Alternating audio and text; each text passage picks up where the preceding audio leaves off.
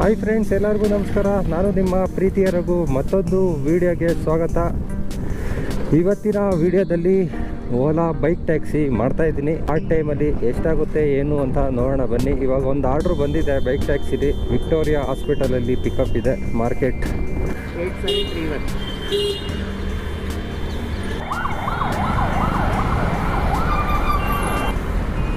Thank you. Okay, ಈ ಆರ್ಡ್ರಿಗೆ ನನಗೆ 60 ರುಪೀಸ್ ಇಲ್ಲಿ ಕಸ್ಟಮರ್ ಹತ್ರ ಕೊಟ್ಟಿದ್ದಾರೆ. ಆದರೆ ನನಗೆ ಟೋಟಲ್ ಬಂದಿರೋದು 72 ರುಪೀಸ್, ಅಂದರೆ 12 ರುಪೀಸ್ ಇನ್ಸೆಂಟಿವ್ ಬಂದಿದೆ ಎಕ್ಸ್ಟ್ರಾ. ಸೆಕೆಂಡ್ ಆರ್ಡ್ರು ಸಿಕ್ಕಿದೆ.